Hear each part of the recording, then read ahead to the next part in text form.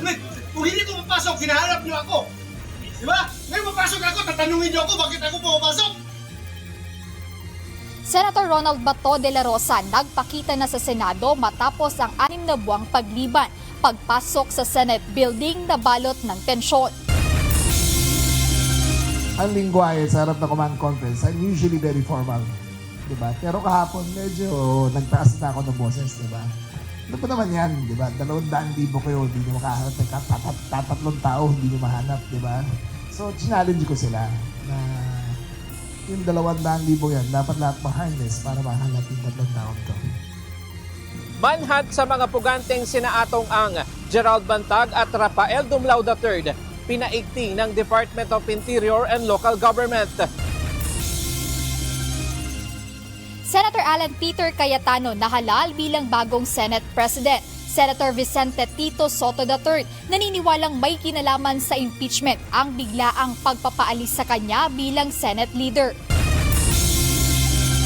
Cognizant of the historic nature of this visit, President Peña and I engaged in bilateral talks that covered potential areas of cooperation between our two countries, such as in agriculture, in trade, renewable energy, amongst others. I raised the possibilities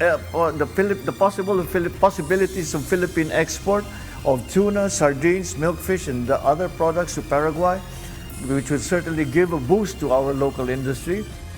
Pilipinas at Paraguay lumagda sa mga kasunduan kaugnay ng edukasyon at visa waiver. Pagluluwas ng produktong isda, isa sa mga tinalakay ni PBBM at President Palacios. Magandang hapon, Pilipinas at sa buong mundo. Tayo po ay sabayang napapakinggan sa Radyo Libertad 1350 ang UNTV Radio. Una sa ating mga balita. Inaasahang haharap na sa Philippine National Police Criminal Investigation and Detection Group si Senator Ronald Bato de la Rosa. Kaninang umaga, isinilbi sa tirahan ng senador ang sabpina na nag-oobliga sa senador na humarap sa pagdinig ng Huwebes kaugnay ng investigasyon sa extrajudicial killing sa panahon ng kanyang panunungkulan bilang City at Regional Director ng Davao Police. Kung hindi haharap si Senator Bato sa pagdinig, posible siyang mapatawan ng indirect contempt ng korte.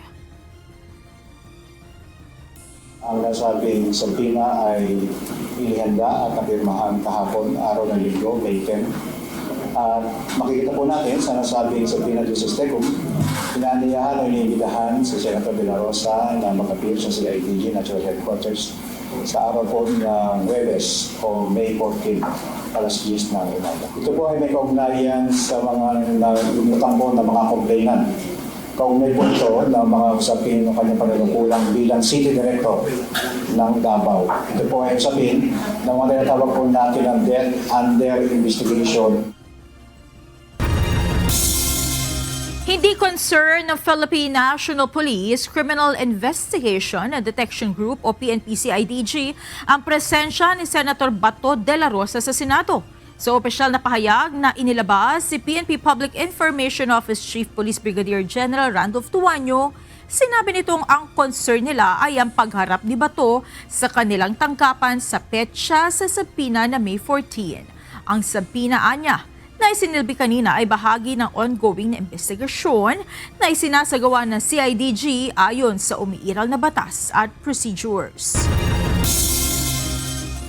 Ilang kooperasyon ang pinagtibay ng Pilipinas at Paraguay ngayong araw sa pagkikita ni Pangulong Ferdinand Marcos Jr. at Paraguay President Santiago Peña Palacios. Kabilang dito ang ugnayan sa edukasyon at visa waiver sa mga mamamayan ng dalawang bansa. Ito ang balita ni Nel Maribuhok.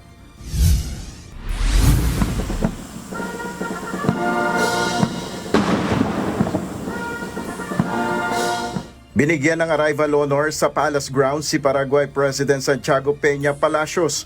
Personal siyang winelcome ni Pangulong Ferdinand Marcos Jr. Sa bilateral meeting, tinalakay nila ang pagpapalawig pa ng kooperasyon ng Pilipinas at Paraguay, partikular na sa larangan ng agrikultura, kalakalan at iba pa. Matapos ang pulong, 2 kasunduan ng nilagdaan, Una na rito ang Memorandum of Understanding para sa Field Diplomatic Training at iba pang academic cooperation. Pangalawa ay kasunduan ng Pilipinas at Paraguay para i-institutionalize ang visa-free entry para sa mga may hawak ng ordinaryong pasaporte. Layo nito na mapadali ang negosyo, turismo at ugnayang pangmamamayan sa pagitan ng dalawang bansa. Bukod rito, ayon kay Pangulong Marcos, pinag-usapan rin nila ni President Palacios ang pag-e-export ng Pilipinas ng produktong isda. Cognizant of the historic nature of this visit, President Peña and I engaged in bilateral talks that covered potential areas of cooperation between our two countries, such as in agriculture, in trade, renewable energy, amongst others. I raised the possibilities of Philippine export of tuna, sardines, milkfish, and the other products to Paraguay, which will certainly give a boost to our local industry. Welcome naman sa Paraguay President ang lalong pagpapalakas ng trade and investments sa Pilipinas. Kumpiyansa rin siya ng lalo pang pagpapatibay ng kooperasyon sa Pilipinas dahil na rin anya sa parehong prinsipyo nito pagdating sa paninindigan sa international order at rule of law. Paraguay and the Philippines share a converged vision of the international order, the rule of law, respect for sovereignty, the peaceful settlement of dispute, the promotion of multilateralism, and a commitment to an international system based on clear and predictable rules. Inimbitahan naman ni President Palacios si Pangulong Marcos na bumisita sa Paraguay. Si President Palacios ang kauna-unahang Paraguayan Chief Executive na bumisita sa Pilipinas mula nang matatag ang diplomatic relations ng dalawang bansa noong December 12, 1962.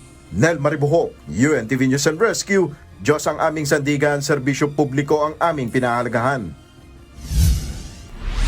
Ipinahayag ng legal counsel ni Peanut Gallery Media Network anchor na si Camille Jensen o CJ Hero na out of town ng kanyang kliyente kaya hindi ito nakadalo ng personal sa patawag na investigasyon ng National Bureau of Investigation. Tanging ang kanyang abogado lamang na si Attorney Lian Kakapit ang dumating sa tanggapan ng NBI Organized and Transnational Crimes Division. Ayon sa abogado, wala pang natatanggap na kopya ng sabina ang kanyang kliyente. Pinabulaanan din ito na nagtatago ang kanyang kliyente. I will represent her. Wala po kong nasabi sa akin ng kliyente ko na natanggap ni Attorney Piñol yung sabina. So, personally, wala pong natatanggap na dokumento ang kliyente ko. Kaya nga po ako nandito to request. Hindi totoo yun. Hindi siya nagtatago. Wala siyang dapat itatago. Kaya nga ako niya pinapunta dito para i-represent siya. In good faith siya na pumunta dito sa NBI.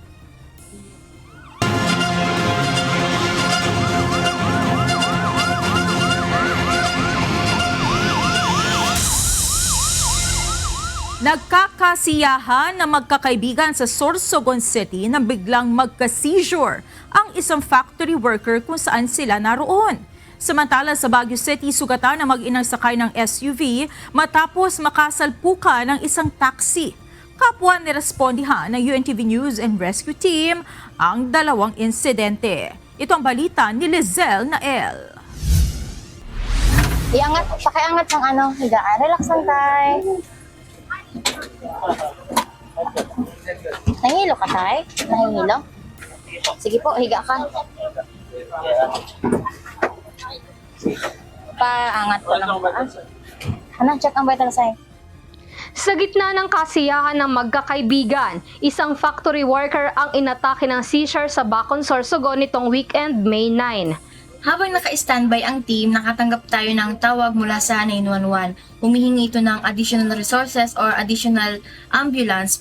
Pagdating ng team sa lugar, naabutan ng nag-aabang ang pasyente at ang pamilya nito. At yun po, agad na inassist ng team ang patient na maisakay sa sasakyan kasama ang anak at pamangkin nito. Habang nasa biyahe, kapansin-pansin ang kilos at ang matinding tensyon na nararamdaman ng pasyente. Hindi ito mapakali, nahihirapang magsalita at may matinding pamamanhid na nararamdaman. Bali nag-seizure daw po siya kanina. Tapos, parang siyang, madam, hindi kasi siya yung dila niya, parang siya po. Ang dila niya parang ilalim. Ayon naman sa anak ng pasyente, tinawagan siya ng kanilang katrabaho tungkol sa nangyari sa kanyang ama. Yung ano po, katrabaho kami po, ako po, nasa balay po talaga ako, nagpapahinga naman po, magkatrabaho po kami ni Papa. Nagtrabaho po ako, tapos tinawagan po ako ng katrabaho ko, nag-ano daw po, nag-mild stroke na daw po si Papa. Na ano po, parang nag-mild stroke lang po siya, ano po, kakainom po ng alak, oral daw po, tapos halip po siya sa trabaho, pagal po, sobrang init. Ang hanap buhay ng mag-ama ay kapwa manggagawa sa isang factory ng pili product sa probinsya. Samantala, habang nasa biyahe, patuloy na binabantayan ng team ang vital signs ng pasyente hanggang sa maihatid ito sa Sorsogon Provincial Hospital para sa karagdagang atensyong medikal.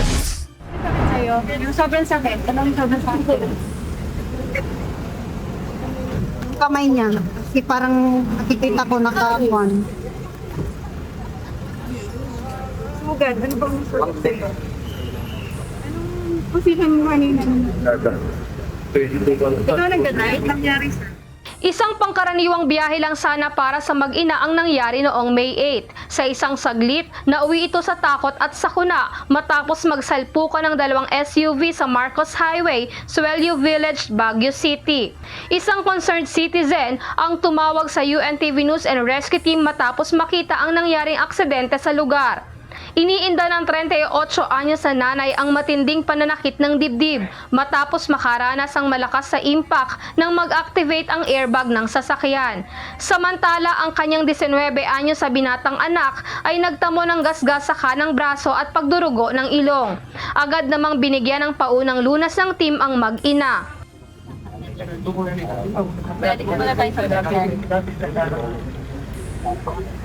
Pero lalagyan ko pa din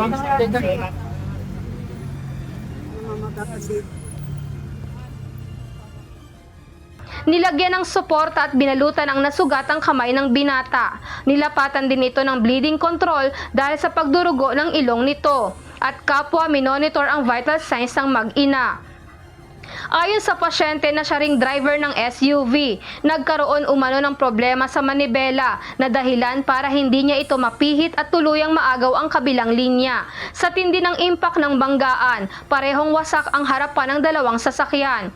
Matapos mabigyan ng paunang lunas, ligtas at maayos namang naiendorso ang mag-ina sa mga doktor sa MCGI Charity Center Tuba, Benguet. Samantala, ang driver naman ng pampasaherong taxi na nagtamo rin ng injury ay iniendorso ng team sa rescue unit ng Bureau of Fire Protection.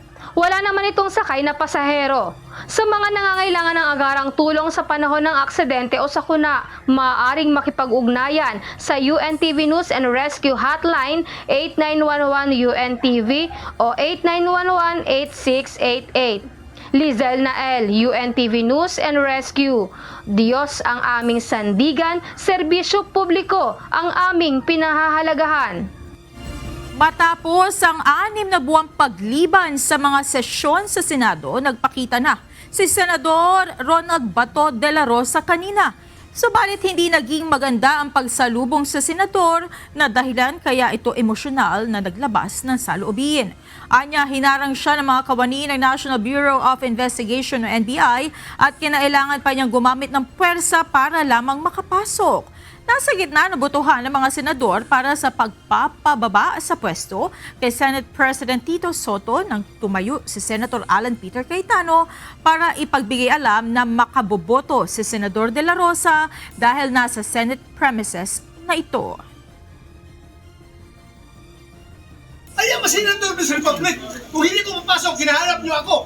Di ba? Ngayon mapasok ako, tatanungin niyo ako bakit ako pumapasok.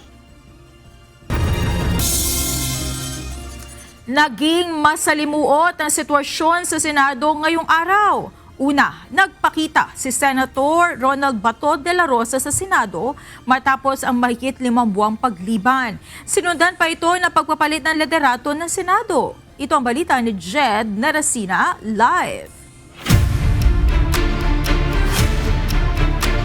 Jed, kumusta ang sitwasyon ngayon dyan sa Senado? Monica, matindi nga yung tensyong nararanasan o nararamdaman dito ngayon sa Senado at medyo magulo dahil ang dami ngang nangyayari kaninang magsimula yung sesyon. Sinimulan ito ng manifestation ni Senator Alan Peter Cayetano na mayroong 13 boto para palitan yung Senate leadership. Tapos sinabi niya rin na dumating na si Senator Ronald Bato de la Rosa dito sa Senado at sinundan pa ito nung pagdating ni former Senator Trillanes na sinasabi niyang dala na nila yung International Criminal Court warrant of arrest para kay Senator De La Rosa. Nahalal bilang bagong Senate President si Senator Alan Peter Cayetano matapos makakuha ng 13 boto sa plenaryo. Sa pagsisimula ng sesyon ngayong hapon, naghain ng manifestation si Senator Cayetano kaugnay ng pagpapalit sa liderato ng Senado. So I really admire your statement yesterday saying that you serve at the pleasure of the body. So may I manifest and that there are now at least 13 members of the Senate who wish to have a leadership change. Matapos ang suspensyon ng sesyon kanina, nag-nominate naman si Senator Amy Marcos ng papalit na Senate President.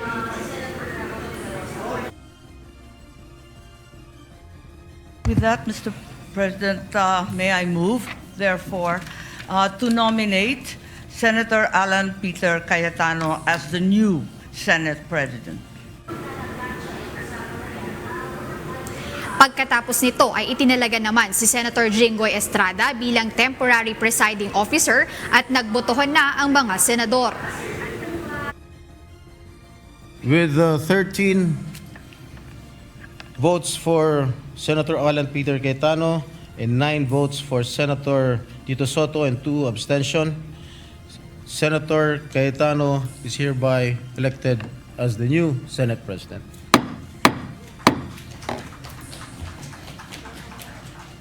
Session suspended.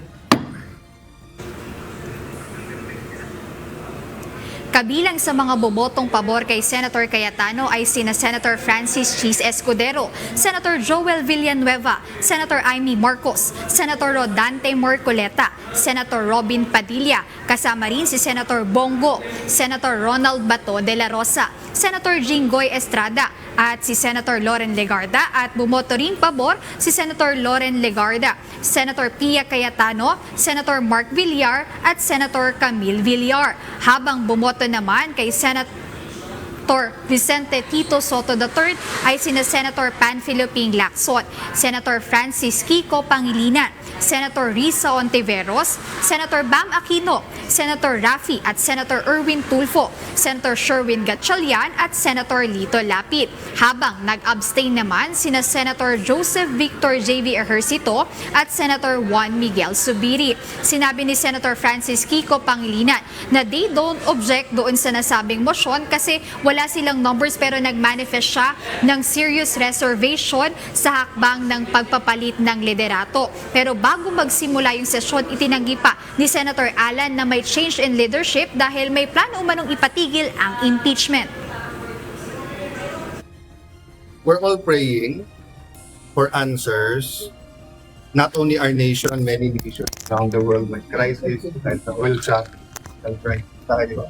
I want to confirm sa inyo na walang katotohanan na magpapalit ng leadership para itigil yung impeachment. That's just political talk by the others. So let's see what happens. May mga consultations kami with the other members, but we need to unite and we need tamang direksyon ng ating bansa. Samantala, naniniwala naman si Senator Soto na may kinalaman ang nangyari sa impeachment ni Vice President Sara Duterte.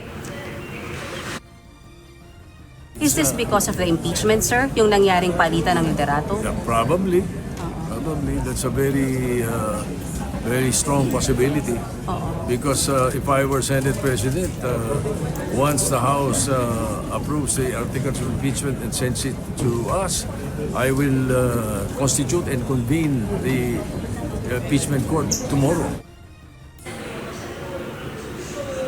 Ngunit tiniyak niya na kahit hindi na siya ang Senate President, ay igigiit nila kung ano ang nasa konstitusyon. Nakakahiyaan niya sa taong bayan kung hindi matuloy ang pag-convene ng Senado bilang isang impeachment court kapag dumating o sa oras na dumating sa kanila ang reklamo laban sa Vice Presidente. Depende, hindi natin masabi ngayon kung paano ang strategy. Pero sa part will insist that the Constitution be followed by the Senate. So what will become of the Senate, sir, kung hindi matuloy ang impeachment trial o wag lang impeachment court? Nakakahiya sa taong bayan kapag pagka nagkaganon ng Senado. Samantala, habang sesyon ay dumating si dating Senator Antonio Trillanes IV at nang tanungin siya bakit siya andito sa Senado, sinabi nito na kasama siya ng National Bureau of Investigation o NBI para iserve ang International Criminal Court o ICC warrant of arrest kay Senator De La Rosa. Ayon sa dating senador, personal request ito ni Senator Bato na samahan ang aaresto sa kanya kaya andito si former Senator Trillanes. Monica, sa mga oras na ito ay nananatili sa loob ng plenaryo si Senator De La Rosa at wala pang update kung naihain na sa kanya yung sinasabi ni Senator Trillanes na warrant of arrest na dala nila mula sa International Criminal Court. At sa kasalukuyan, nagpupulong yung mga senador habang nakasuspend yung session doon sa loob ng plenaryo. Ayan muna update mula rito sa Senado. Balik sa inyo, Monica. Maraming salamat, Jed Neresina. Kasalukuyan nagpapatupad ng emergency lockdown sa labas ng Senado kung saan walang pinahihintulutang makapasok na sasakyan at individual. Samantala, may mga dumating na rin na tauhan ng Philippine National Police sa labas ng Senado. Mula sa Pasay City, ito ang balita ni Benedict Samson live. Benedict, kumusta na sa ngayon ang sitwasyon dyan sa labas ng Senado? Magandang hapon, Monica. Sa ngayon ay unti-unti na nga nadadagdagan itong mga tauhan mula sa Philippine National Police at maging sa National Bureau of Investigation. Sa ngayon ay mayroong 3 sasakyan ng NBI ang totally naka-block dito sa may gate ng Senado. Ibig sabihin wala silang maaaring palabasin na sasakyan mula nga doon sa loob ng compound ng Senate at maging dito nga sa may gate kung saan dumadaan yung mga individual ay nakabantay din itong mga otoridad. At sa ngayon ay dumadami na rin itong mga individual na nakikibalita dito nga sa nangyayari sa Senado at may mga dumating na rin na mga tauhan mula sa Special Weapons and Tactics at saka itong District Mobile Force Battalion mula sa Southern Police District at may meron din silang mga dalang shield kung sakaling ang dumating itong mga taga-suporta ni Senador Ronald Bato de la Rosa. Sa ngayon, hindi naman nahadlangan yung traffic dito sa Jokno Highway.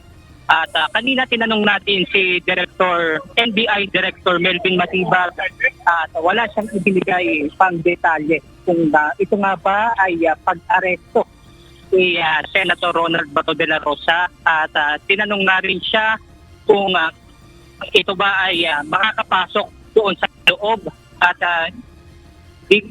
hinarang na rin siya ng mga gwardiya ng Senado.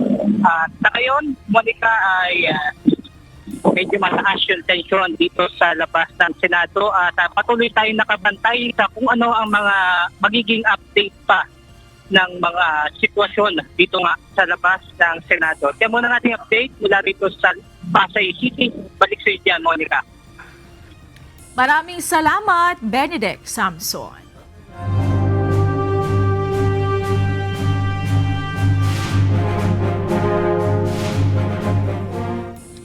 Sa pangalawang pagkakataon ay in-impeach na mababang kapulungan ng Kongreso si Vice President Sara Duterte. Sa botohan ngayong hapon, malaking bahagi ng mga kongresista ang pumabor para i-transmit sa Senado ang Articles of Impeachment ng Vice Presidente. Ito ang balita ni Evan Alvarez, live. Evan, ano ng update sa plenary session sa Batasang Pambansa? Monica, kasalukuyang ipinapaliwanag ngayon ng mga mambabatas kung bakit sila pumabor, tumutol o nag-abstain dito sa botohan kung itatransmit ba ang articles of impeachment laban kay Vice President Sara Duterte papunta sa Senado. Sa 318 members ng House of Representatives, 255 na mga mambabatas ang pabor na iakyat sa Senado ang articles of impeachment ni Vice President Sara Duterte. Malaki ang numero na ito kumpara sa kailangan lamang na 1/3 o 106 na boto. With 255 members voting in the affirmative, 26 against, 9 abstention, House Resolution number 989, together with the findings, conclusion, recommendations contained in Committee Report number 261 are hereby adopted. Unang nagpaliwanag ng kanyang botong yes ay si Manila 6th District Representative Benny Abante. Anya, hindi ito laro ng politika, kundi isang constitutional process na may epekto sa mga susunod na henerasyon. Our vote today is not a declaration of guilt. It is a declaration that when serious allegations are raised against one of the highest officials of the land, Congress cannot look away.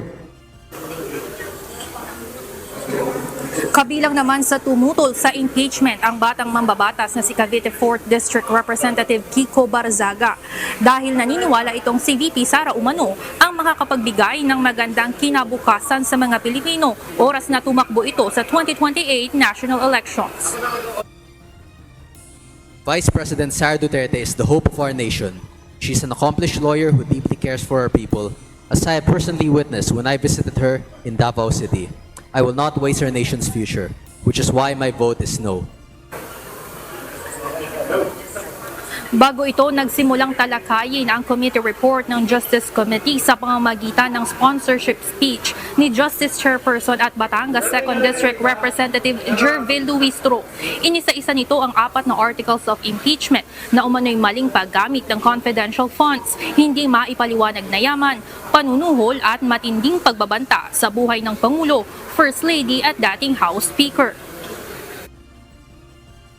Mr. Speaker, distinguished colleagues, ang mga articles of impeachment na nasa harap natin ngayon ay hindi simpleng political document. Ito ay salamin ng isang mas malaking tanong na bumabagabag sa sampayan ng Pilipino. Anong uri ng pamumuno ba ang karapat-dapat sa ating bansa? Sapagkat ang usapin dito ay hindi lamang legal. Ito ay moral, ito ay constitutional. Sinagot din lahat ni Luistro ang mga interpellation ng ilang kongresista patungkol sa substance at procedures ng mga isinagawang impeachment proceedings ng kanilang komite. Nanindigan itong sumunod ang Justice Panel sa lahat ng mga nakasaad na palatuntunan sa batas. Maikli lamang ang naganap na pagtatanong at itinuloy agad sa nominal voting o isa-isang pagtawag sa pangalan ng mga mambabatas upang malaman ang kanilang boto sa impeachment. Monica, dahil sa pangalawang pagkakataon ay in-impeach ng Kamara si Vice President Sara Duterte, inaasahan na as early as tomorrow ay itatransmit na ng House of Representatives ang articles of impeachment papunta sa Senado at magbobotohan din ang House Plenary kung sino ang ipapadala nila na 11 members na House Prosecution Panel na magsisilbing prosecutors sa impeachment trial. Yan muna ang update mula dito sa House of Representatives. Balik sa inyo dyan, Monica. Maraming salamat, Ivan Alvarez. Ngayong nakapagbotohan na sa Kongreso, palaisipan ng alegasyon ni Davao City Mayor Sebastian Baste Duterte na umunay may ibibigay na suhol sa mga kongresista kapalit ng kanilang suporta sa impeachment ng pangalawang Pangulo. Ito ang balita ni Clarice Suabe. Muling nanindigan si Davao City Mayor Baste Duterte laban sa impeachment ng kanyang kapatid na si Vice President Sara Duterte. Sa kanyang talumpati sa paglulunsad ng Reform Alliance for Accountability, Good Governance and Ethics Coalition sa Cebu, inihain niya na may ilang mababatas umano na inalokan ng kapalit upang bumoto pabor sa impeachment ni VP Sara. Unsa may ihatag ko no sa mga congressman kung affirmative sila for impeachment. Ang kada congressman kuno, ibutang natos kuno ha, kaya basta ingno nila nga maogyo kuno, 200 million infra projects, 3 million per month in 12 months, unya 20 million cash. Kaning 3 months per month, MOO ini. Kaning 20 million cash, murag upfront na, lump sum na hatag. So maoning madawat ko no sa mga congressman nga moboto og yes to impeachment. Hinimok din ni Baste ang mga opisyal sa probinsya na pakinggan ang kanilang mga nasasakupan at wag suportahan ang impeachment laban sa pangalawang Pangulo. Panawagan din niya sa mga opisyal na manindigan sa kanilang paniniwala kahit may umano'y alok na suhol. Kamo mga congressman, ug dawaton ninyo, tan-aw ninyo, mausa bagyod dayon ang kinabuhis tao. Kasagaran sa tuwa, trabahante ramang gihapon. Unya, isakripiso ninyo ang inyong garbo ninyong pagkabisaya, ang kamatuoran, ang hustisya, para lang ani, kwarta. And for once, I ask you, ipakita ninyo sa inyong mga constituents nga bisang pagwa mo'y kwarta, kaya ninyong parugan ang prinsipyo ninyo. Sa kanyang mensahe, sinabi rin niya na muling lumitaw ang ilang problema sa ilalim ng kasalukuyang administrasyon na anilay natugunan noon sa panahon ni dating Pangulong Rodrigo Duterte. Unya, tanawa ninyo karon unsay nibalik. Nibalik ang drugs, nibalik ang corruption, insurgency, ang mga bata nga sayang kaayo nga naon tay utok. Gladys Tuwabi, UNTV News and Rescue. Diyos ang aming sandigan, serbisyo publiko ang aming pinahahalagahan. Narito naman ang mga balita sa iba't ibang panig ng mundo na ayahatid ng ating global correspondent na si Marvin Delfin mula sa Perth, Australia.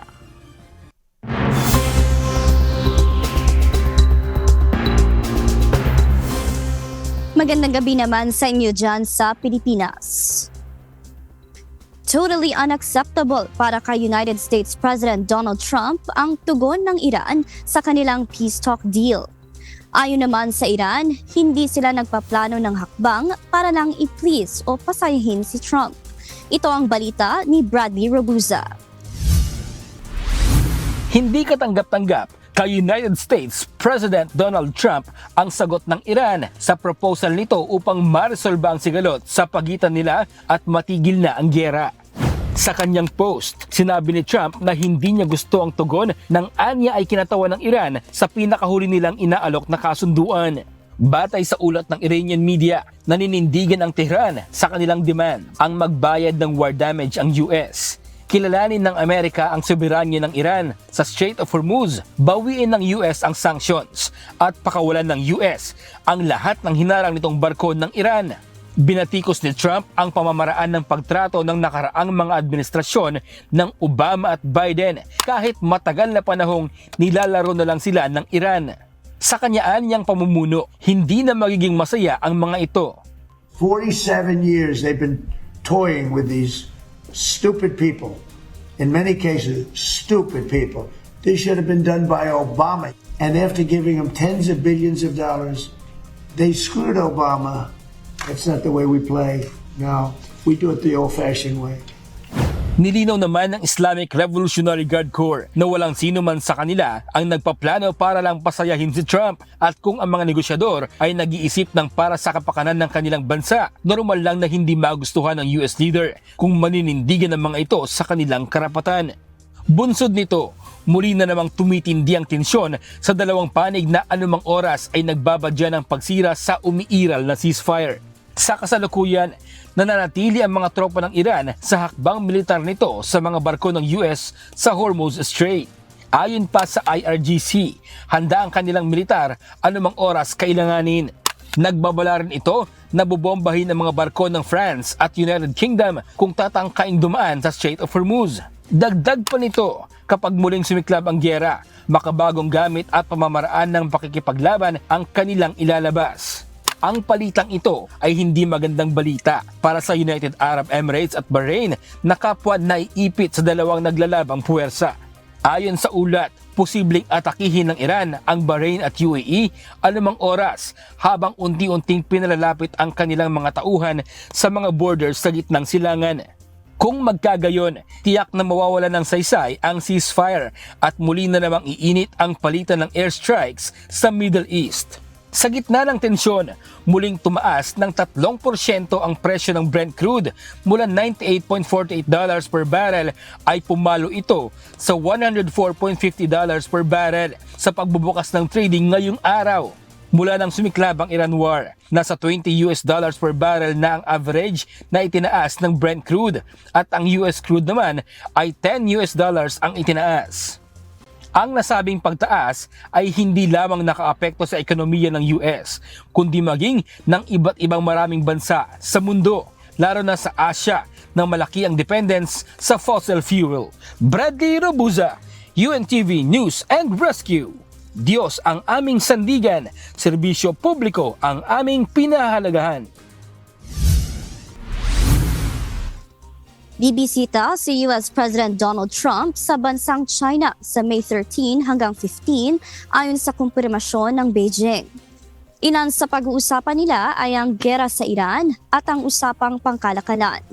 Nauna nang ipinagpaliban ang pagbisita ni Trump noong Marso o Abril sa China dahil sa Iran War. Ang pagbisita ni Trump ay ayon sa mismong imbitasyon ng Chinese President na si Xi Jinping.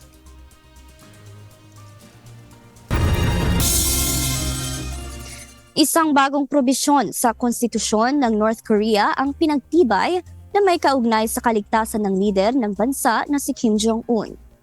Ayon sa inamyendahang batas, walang nagpapasubali na maglulunsad ng nuclear strike ang North Korea oras na ma-assassinate si Kim.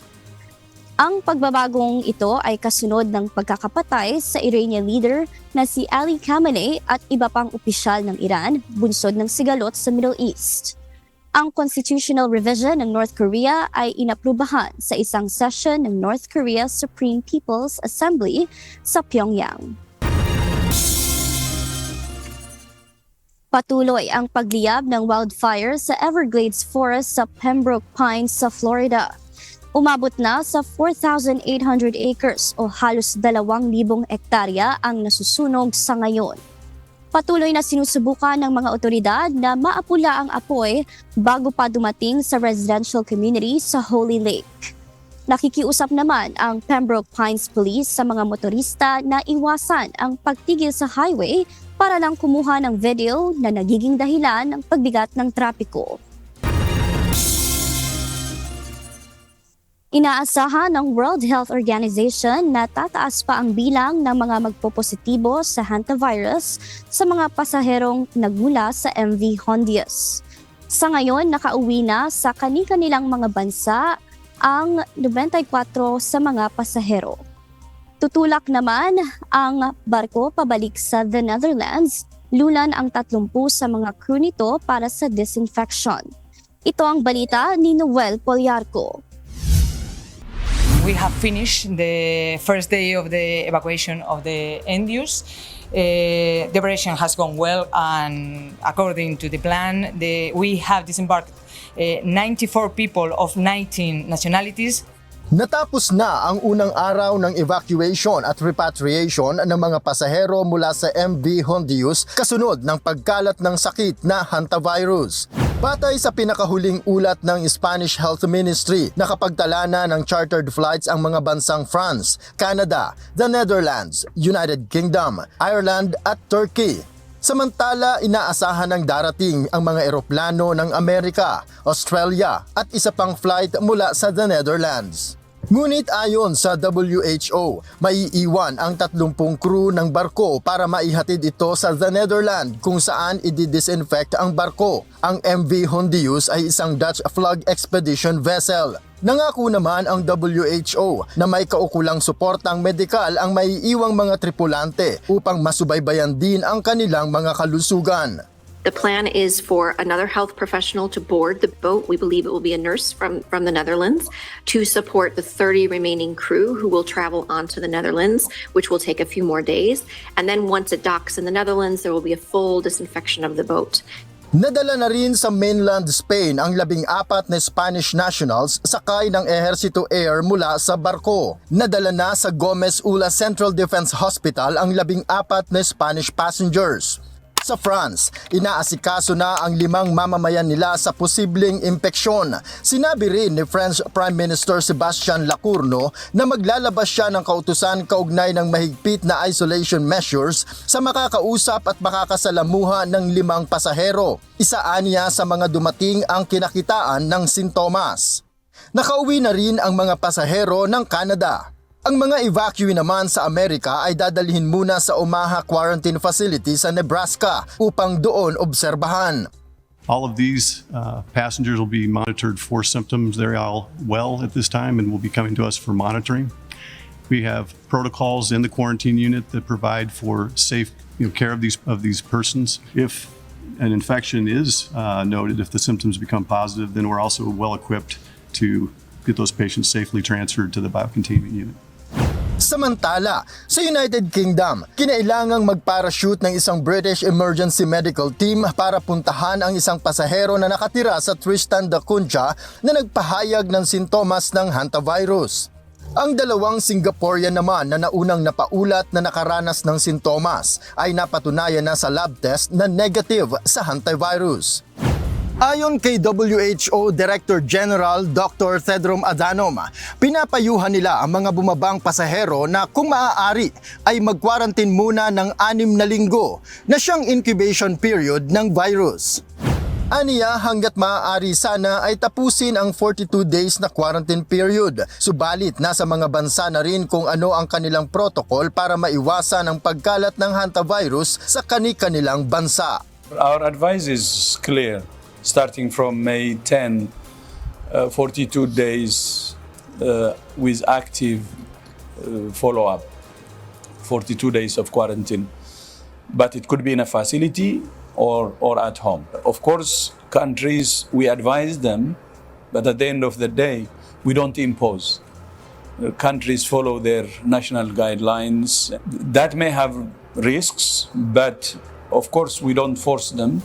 Noel Poliarco, UNTV News and Rescue. Diyos ang aming sandigan, serbisyo publiko ang aming pinahahalagahan. At yan ang mga balita mula sa iba't ibang panig ng mundo. Mula dito sa Perth, Australia, ako si Marvi Delfin. Magandang gabi. Inakusahan ni Senator Amy Marcos sa Department of Justice, Department of the Interior and Local Government o DILG na umanay may ugnayan sa International Criminal Court o ICC. Sa video na inilabas ni Senator Marcos ngayong hapon, sinabi nitong tinatakot ng mga ahensya ng gobyerno si Senator De La Rosa. Kinwestiyon din ni Senator Amy ang paghahanda ng 10,000 tauhan ng Philippine National Police para sa posibleng pag-aresto kay Bato sakaling maglabas ng arrest warrant ang ICC.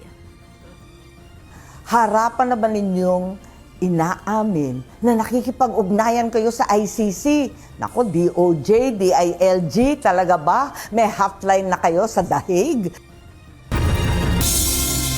Kinukwestiyon ni Batangas 1st District Representative Leandro Leviste ang pinatutunguhan ng Maintenance and Other Operating Expenses o MOOE ng mga kongresista. Bago ang sesyon sa plenaryo ng Kamara, pinasok ng mambabatas ang tanggapan ng Committee on Accounts para tanungin kung saan napupunta ang 18.6 billion pesos na MOOE na nakalaan sa mga kongresista. Sa kanyang live video, ipinakita nito ang ilang mga cheque na umunoy paglalaanan ng MOOE. Kasunod ito ng issue na umunoy dadagdagan ng 3 milyong piso kada buwan at 20 million pesos ang budget ng mga kongresista kung boboto ang mga ito ng pabor sa impeachment ni Vice President Sara Duterte. Concern ko lang, sa laki-laki ng budget na ina-allocate sa travel, communication, representation at public affairs na walang liquidation sa ginagastos, hindi natin alam kung talagang ginagamit ang pera na ito para sa kanilang intended purpose. Kaya pasensya na lang po sa ibang mga kongresista at gusto ko lang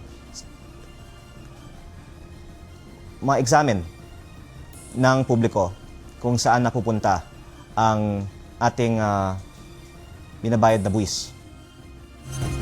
Pinaigting na DILG ang paghahanap sa mga high-profile na wanted sa bansa na sina Atong Ang, Gerald Bantag at Rafael Dumalaw III. Ayon kay Interior and Local Government Secretary John Vic Remulla, na nahihirapan ang mga otoridad sa pagtugis sa mga high-profile personalities dahil sa dami ng mga lugar na maaaring pagtaguan nila at impluwensya ng mga ito. Ito ang balita ni Brian Nacanlale. Hapon medyo nagtaas na ako ng boses, di ba? Ano pa naman yan, di ba? 200,000 kayo, hindi nyo makahanap. Tatlong tao, hindi nyo mahanap, di ba? Nadidismaya na si Interior and Local Government Secretary John Vic Remulla sa itinatakbo ng paghahanap sa mga tinaguriang high-profile wanted persons. Kahapon, nakapagtaas na siya ng boses sa briefing dahil sa tinagal-tagal ng panahon. Bigo pa rin ang mga otoridad na matagpuan sina Charlie Atong Ang, dating Bureau of Corrections Chief Gerard Bantag at former Police Colonel Rafael Dumalaw. Kanina, bahagyang nabuhayan ng loob si Remulla nang i-anunsyo na mayroon ng red notice ang International Criminal Police Organization laban sa 3. Bunsod nito, hinamon niya ang mahigit 200,000 pulis na gamitin ang lahat ng kanilang kakayahan para matunton ang mga pugante. Medyo binolja ko na yung mga pulis natin. Sabi ko, 200,000 kayo. Alam naman di nyo kaya hanapin na 3 tao lang, di ba? Galingan nyo na. Di ba? Yun ang may exact words. Galingan nyo na. 200,000 kayo, totoo kalaban nyo, di nyo magawa. Di ba? Gawin nyo na. So ngayon, mas na-intensify ang drive nila para mahanap sila.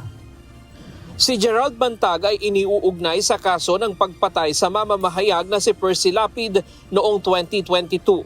Samantala, si Rafael Dumalaw III ay nauugnay sa pagdukot at pagpatay sa South Korean businessman na si G.H. Chu noong 2016.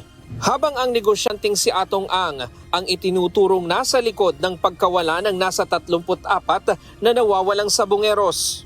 Kumpiyansa naman si Secretary Remulla na ngayong may red notice na ang 3, mas lalawak na ang isinasagawang paghahanap sa kanila sa tulong na rin ng foreign authorities kaya mapapadali na ang pagtugis sa kanila. Ryan Lacanlale, UNTV News and Rescue. Diyos ang aming sandigan, serbisyo publiko ang aming pinahahalagahan.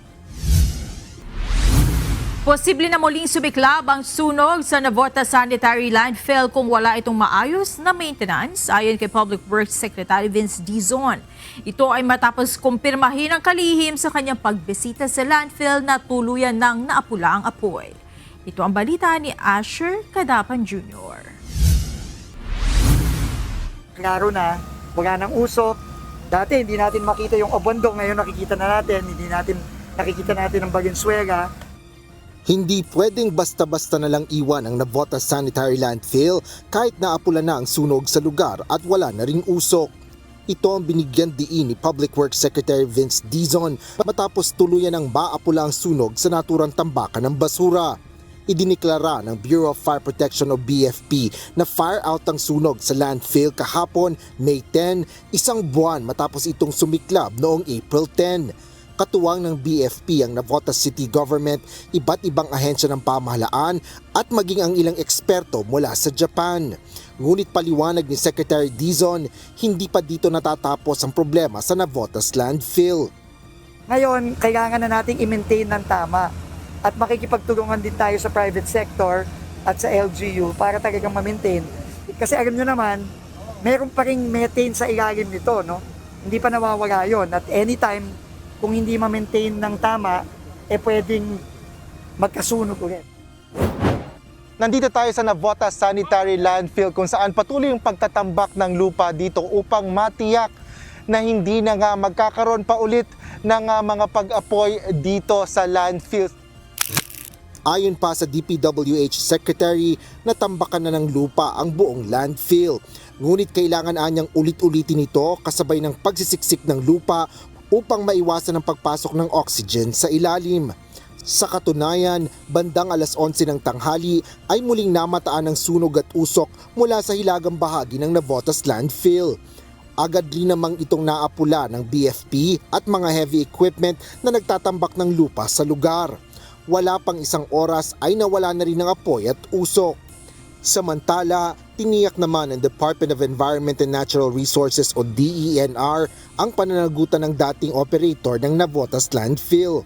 Ayon kay DENR Secretary Juan Miguel Cuna, pinag-aaralan nila ang lahat ng mga impormasyon na nakalap nila kaugnay ng naging operasyon ng landfill. Several notices of violation already that have been issued. Na-issue na po sa operator po ito, among which violation ng Clean Air Act, violation ng Clean Water Act, at ng PD 1586, yung sa ECC conditions po nila. So yun yung admin side. At the same time, meron na pong tuloy-tuloy na ugnayan with the Solicitor General's Office po. Yan po, sila po ang abogado ng pamahalaan. Asher Kadapan Jr., UNTV News and Rescue. Diyos ang aming sandigan, serbisyo publiko ang aming pinahahalagahan. Hindi makikialam sa isasagawang investigasyon na Intelligence Division ng Land Transportation Office, si LTO Chief Marcos Lacanilao.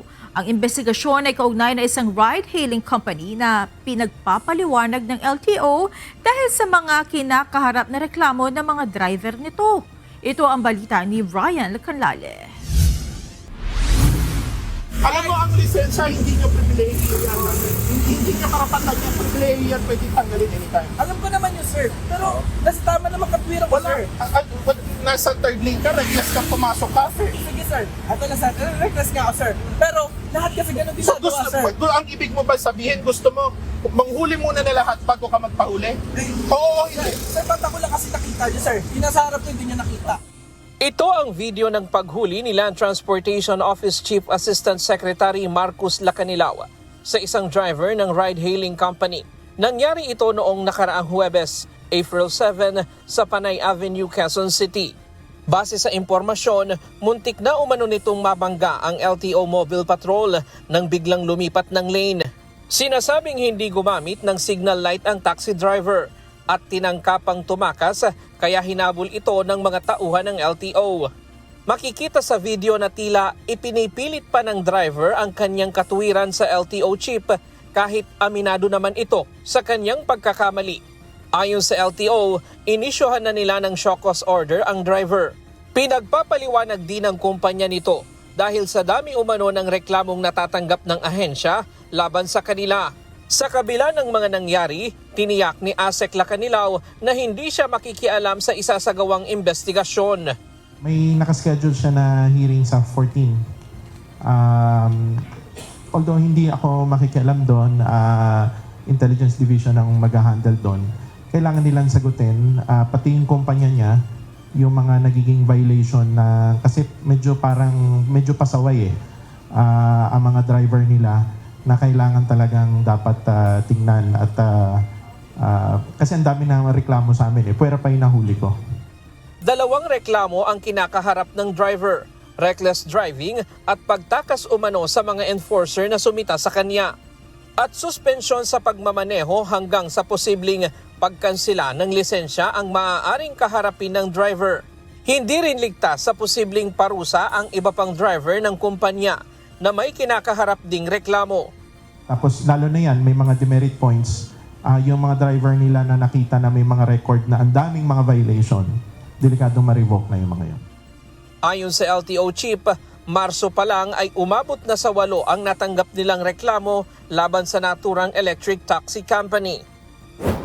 Paalala ng mga otoridad, responsibilidad ng bawat motorista ang sumunod sa batas upang maiwasan ang aksidente at mapanatili ang kaligtasan sa lahat ng lansangan. Dahil sa huli, hindi lamang lisensya ang maaaring mawala, kundi pati buhay ng inosenteng motorista at pasahero. Ryan Lacanlale, UNTV News and Rescue. Diyos ang aming sandigan, serbisyo publiko ang aming pinahahalagahan. Viral ngayon sa social media ang pangbubugbog ng lalaking ito sa kanyang kinakasama. Sa investigasyon na pag-alaman na pulis pala ang lalaki sa video na nakatalaga sa Malolos PNP bilang patroller. Ito ang balita ni Leia Ilagan. Pinukundin na po ng Philippine National Police ang anumang uri ng pananakit, lalo na po sa kababaihan. So sabi nga po, nakipag-usap po ang ating GPNP sa ating pong Bisteria sa Napolco na ito po ay madaling iimbestigahan administratively at criminal kakasuhan po yung sa individual para po matanggal siya sa servisyo at matanggal yung kanyang mga pribileyo bilang isang miyembro ng Philippine National Police. Magsisinungaling ka sa akin, no? Pinatay mo yung location mo, bakit? Bakit? Ano ba gusto mo? Gusto mo ba doon sa pamilya doon? Gusto mo nga, hindi ka. Bakit naman? Ay, pagtigil ko naman, mas okay na ang buhay ko.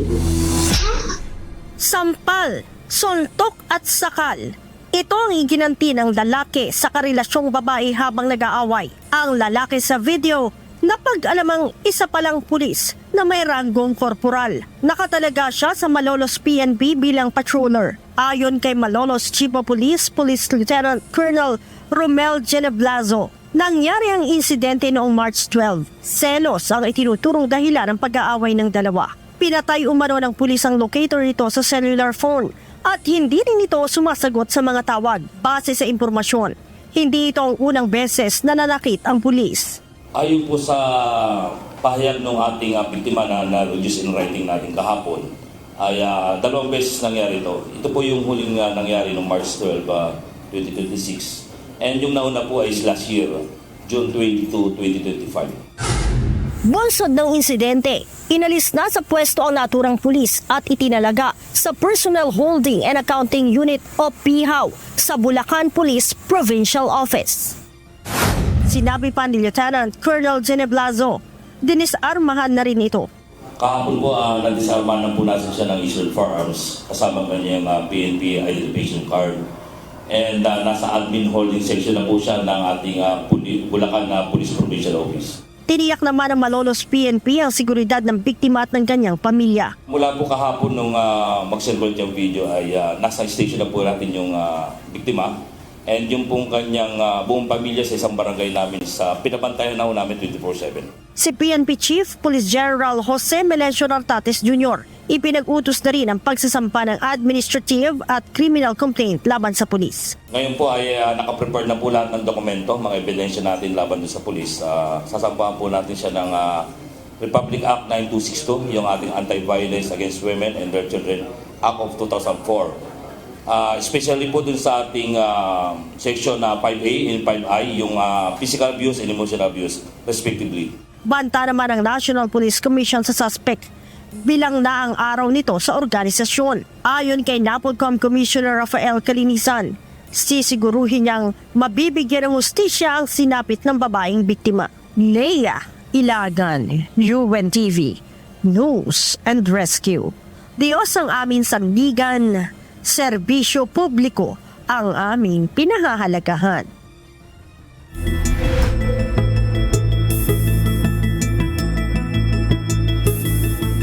Makararanas na aabot sa 44 degrees Celsius na heat index ng ilang lugar sa bansa bukas araw ng Martes. Ayon sa forecast ng Pag-asa, iiral ang mataas na antas ng temperatura na nararamdaman ng katawan sa 44 degrees Celsius sa mga lugar ng Paris sa Cagayan, San Jose Occidental, Mindoro, Cuyo sa Palawan at Dumangas sa Iloilo.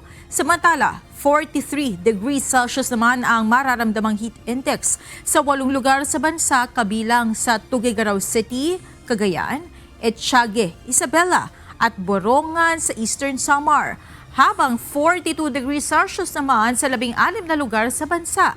Sa Metro Manila, papalo sa 40 degrees Celsius ang heat index sa NAIA sa Pasay City at sa Science Garden sa Quezon City.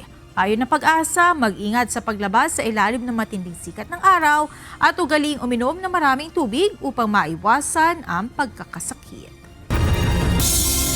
Bumaba na sa normal nitong operating level ng 180 meters ang level ng tubig sa Angat Dam ngayong Lunes, May 11, bunsod ng mahinang pag-ulan sa watershed. Ngayong araw, nasa 179.78 meters ang level ng tubig sa dam kumpara sa 180.19 meters kahapon. Gayunman, mataas pa rin ito sa critical level na 160 meters. Ayon sa ahensya, sapat pa ang supply ng tubig sa dam para sa irigasyon hanggang May 15. Ngunit kung tuluyang bababa, posibleng mabawasan ang alokasyon ng tubig sa mga susunod na araw. Ang Angat Dam ang pangunahing nagsusupply ng tubig para sa mga bahay sa Metro Manila.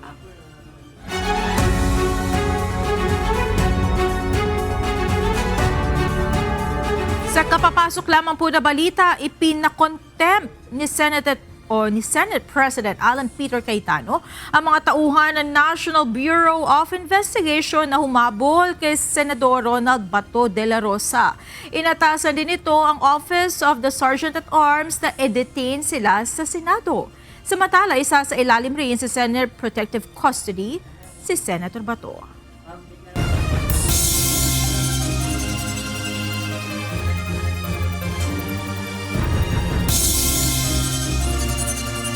Nagpaliwanag ang ilang kongresista hinggil sa kanilang pagboto na i-impeach si Vice President Sara Duterte.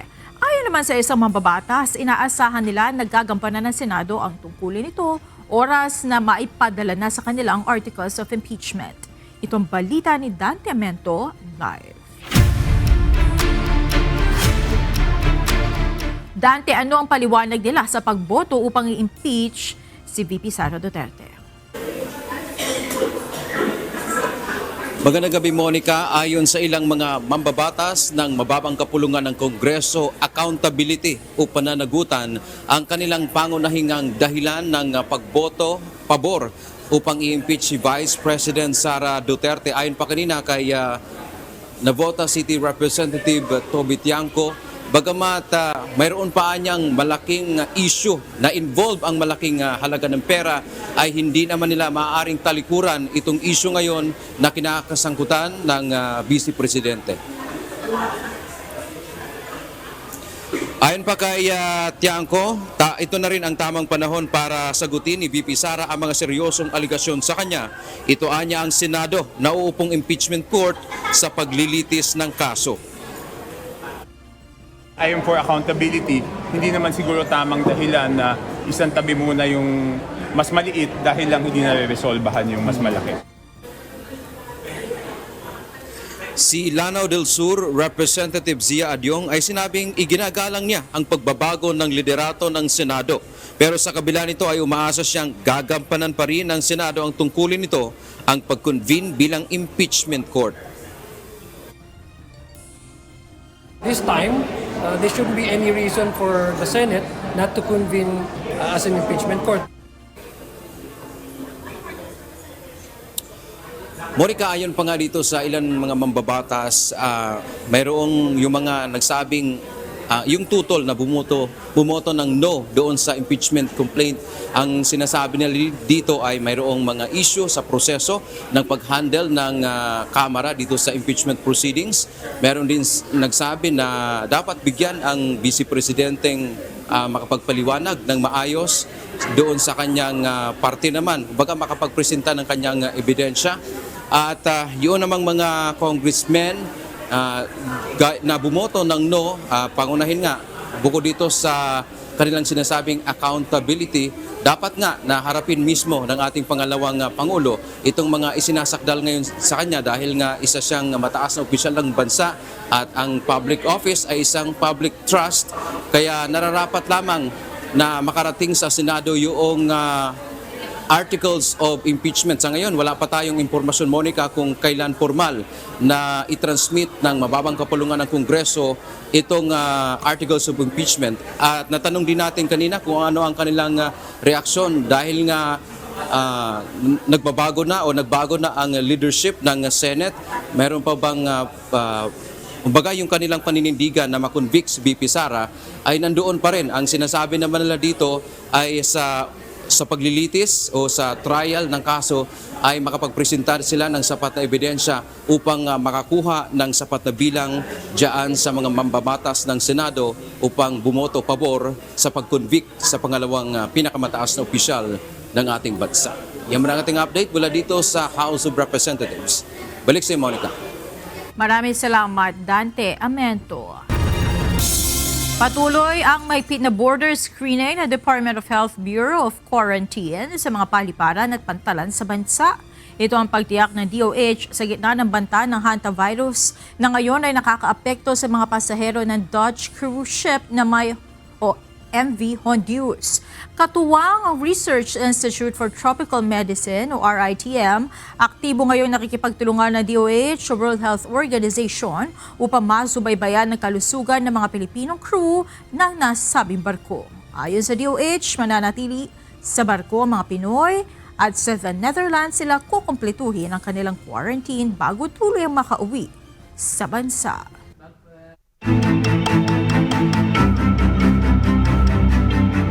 Palalakasin ang lokal na pamahalaan ng seguridad sa Isla Siquijor. Gayon din, palalakasin ng Department of Environment and Natural Resources, so DNR, sa Negros Oriental ang koordinasyon sa mga ahensya at komunidad para mas maprotektahan ang mga wildlife sa lalawigan. Ito ang balita ni Ala Manansala. Isang Memorandum of Agreement ang pinirmahan ng Philippine Coast Guard District Southern Visayas at Local Government Unit ng Larena. Dito gagamitin ng Coast Guard ang bagong 7 metrong speedboat na may 150 horsepower engine para sa maritime patrols, anti-illegal operations, disaster response at iba pang operasyon sa dagat. Magsisilbi rin itong sea ambulance para sa mga pasyenteng kailangan dalhin mula sa Siquijor patungong Dumaguete City, lalo na sa gabi kapag walang biyaheng pampaserong barko. Ayon sa PCG, ito ang kauna-unahang kasunduan sa pagitan ng Coast Guard at isang local government unit ng Siquijor. Palalakasin ng Department of Environment and Natural Resources o DENR Negros Oriental ang koordinasyon sa mga ahensya at komunidad para mas maprotektahan ang mga wildlife sa lalawigan. Ayon sa Negros Oriental Provincial Environment and Natural Resources Office o PENRO, paiigtingin pa ng DENR ang pagsasanay sa mga Deputized Environment and Natural Resources Officers at Wildlife Enforcement Officers sa iba't ibang bayan sa Negros Oriental. Nakatakdang isagawa ang mga sumusunod na training sa Bais City, Amlan, Tanhay City, San Jose at Sibulan. Noong Miyerkules, natagpuan ang isang buntis na melon-headed whale malapit sa Pantawan People's Park sa Rizal Boulevard. Ayon pa sa DENR, may naitala rin na isa pang pagkakastranded ng pawikan sa bayan ng Bindoy nitong linggo, dahilan para palalakasin ang koordinasyon sa mga ahensya at komunidad para mas maprotektahan ang mga wildlife sa lalawigan. Nagsagawa ng pagpupulong ang Bureau of Fisheries and Aquatic Resources o BFAR, Department of Environment and Natural Resources o DENR, pamahalaang bayan ng Libak, Sultan Kudarat at mga residente kaugnay ng muling paghuhukay sa pinaghihinalaang ambergris na kasalukuyang sumasailalim sa beripikasyon.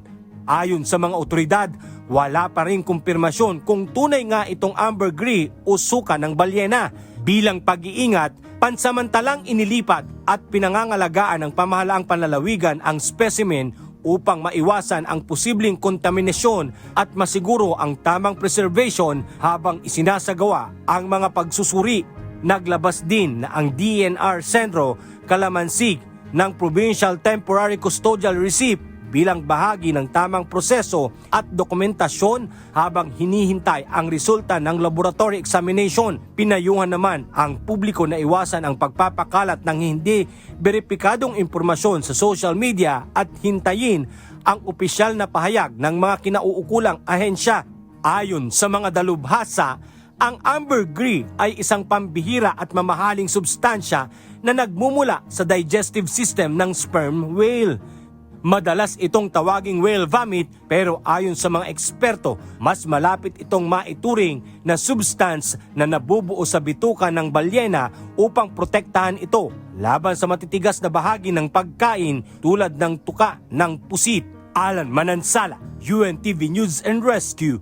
Diyos ang aming sandigan, serbisyo publiko ang aming pinahahalagahan. Tutulungan ng Government Service Insurance System o GSIS sa Cabanatuan City ang kanilang mga miyembro na makahanap ng alternatibong solusyon sa transportasyon. Sa ilalim yan ang Ginhawa Bike and E-Mobility Loan Program ng GSIS. Ito ang balita ni Dani Munar. Tricycle po, daily po, 100 pesos po. Daily. Sa 1 week, 700. Ngayon po, nung kay-e-bike ako, yan na po ang gastos. Kundi charge ng punto, 8 pesos po, kada full charge. Malaking katipiran ang dala kay Junior Kahukom ng desisyon niyang bumili ng electric bike.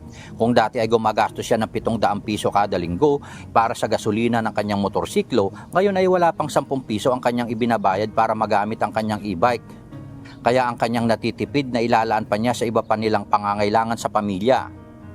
Marami ang gaya ni Junior na nagnanais makabili ng e-vehicle lalo na nang pataas ang presyo ng mga produktong petrolyo ngunit walang budget. Ang Government Service Insurance System o GSIS naglunsad kamakailan ng loan program para sa mga miyembrong nais magkaroon nito. Ang Ginhawa Bike and E-Mobility Loan o GBEL ay nag-aalok ng mabilis at abot kayang pautang sa mga government employee na nais ring makatipid sa kanilang gastusin sa transportasyon. Sa ilalim ng programa, ang isang kwalipikadong miyembro ay maaring maka-avail ng hanggang 100% ng kabuang halaga ng nais nilang bilhin unit o maximum na 300,000 pesos. Ito ay maaring bayaran sa loob ng 36 na buwan o katumbas ng 3 taon. Bagamat walang sisingiling service charge ang GSIS, magtatakda naman ito ng 5% na interest rate kada taon. So kung i-avail ko po yung GBEL, so halimbawa 300,000 po, 9,000 plus lang po siya a month. So kung yung pamasahe ko, papasok po dun sa deduction na 9,000, may excess pa po akong 2,000.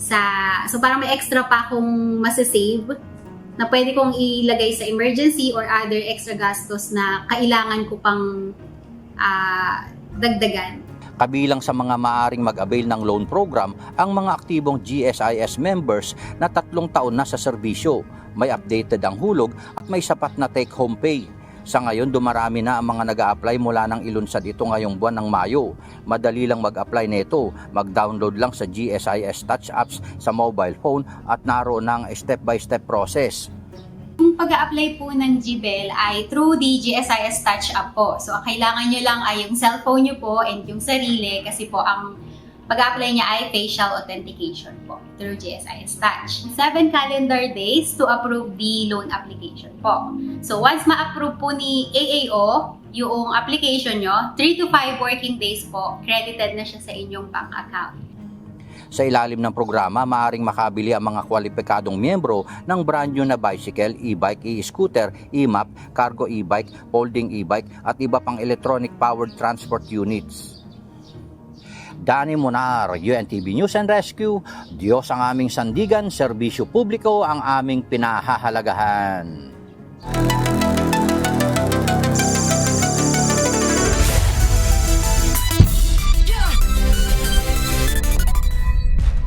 Nairehistro na ng Comelec Vanguards ang kanilang ikalawang panalo sa UNTV Cup Season 12 matapos padapain ang Senate Defenders. Ang back-to-back 3 points naman ng rookie player ang nagsalba sa PNP Responders para talunin ng DOJ Radiance. Ito ang balita ni JP Nunez.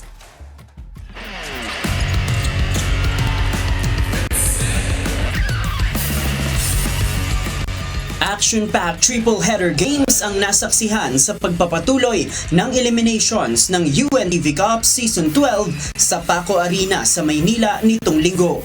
Sa first game, mainit agad ang pulso ni Kenny Isik with 2 out of 2 sa Rainbow Country to lead the first quarter for Comelec 30-27. Higit 1 minuto bago mag-end ang first half, bumanat ang Comelec ng 26-15 run para ibaon sa 56-42 ang score kontra sa Senado. Third quarter, 2-3 pa ulit ang ipinasok ni Isik para painitin ang momentum ng Comelec at palubohin ang score sa 76-57. Drunken master, gusto. Isik! Sinikap pang maghabol ng Senado sa last quarter pero kinapos na sila ng oras at nagtapos sa final score na 96-82. Best player of the game ang guard na si Kenny Isik na kumamada ng 19 points, 1 rebound, 2 assists at 3 steals. Maganda naman yung execution both teams. Ginawa lang naman namin is kung ano yung pre-practice namin, in-implement na namin, in-execute namin per possession. Yun lang naman ginawa namin. Credit to Comelec for playing well. Hindi lang kami makashoot ng first half and then daming naubos yung big man kasi namin. So we just have to find a way but unfortunately naubusan kami ng oras.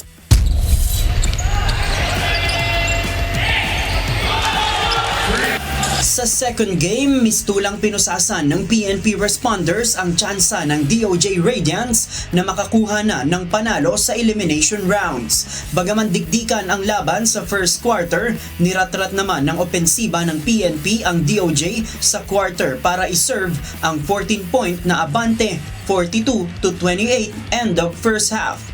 Third quarter, dinomina ng DOJ ang board at natapya sa 2 puntos ang lamang ng PNP sa score na 45-47. Naibaba pa sa 1 puntos ang lamang ng PNP pagpasok ng fourth quarter.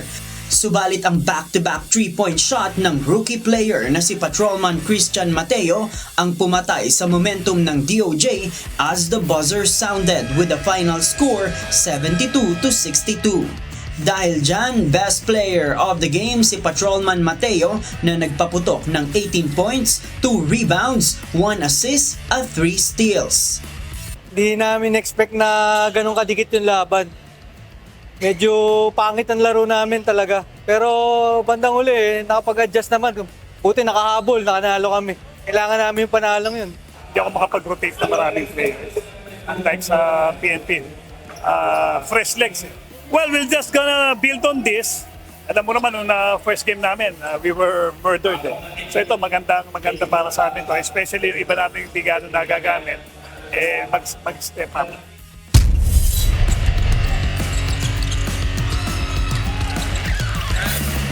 At sa last game, pumasok na rin sa win column ang DENR Lawin Patrollers matapos ang dalawang magkasunod na pagkatalo.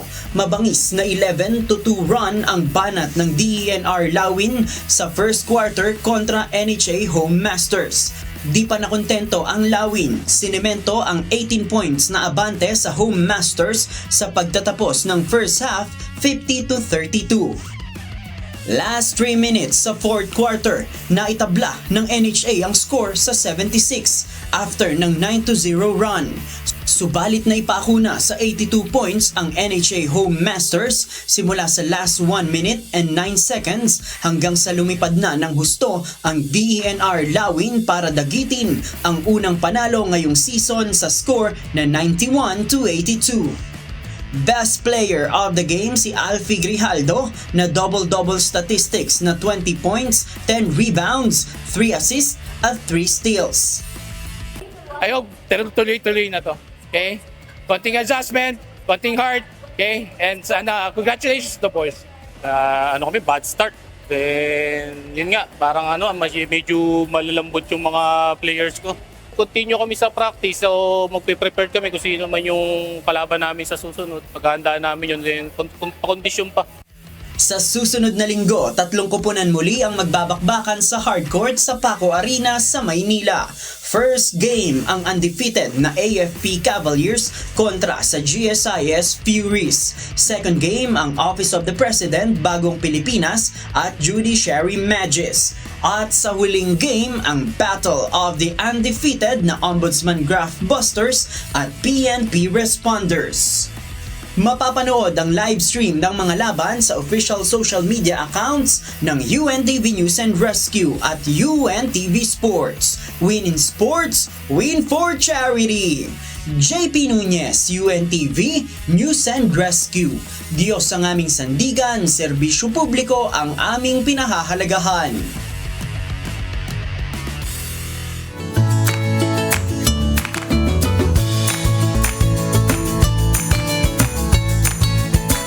Narito ang ating mga naging kausi ngayong araw ng Lunes. Salamat at shoutout kina Daniela Enriquez, Roy Milbenaflor, Emmanuel Montanes, Emilito Portillo, Romeo Gonzalez at David Salvador Jr.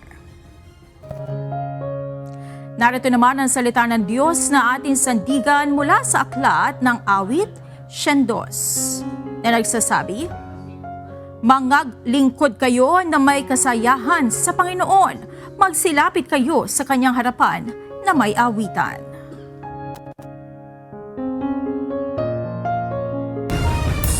At yan ang naging kabuuan ng ating balitaan ngayong gabi. Aming inilahad ng buong katapatan kung paano namin nasaksihan.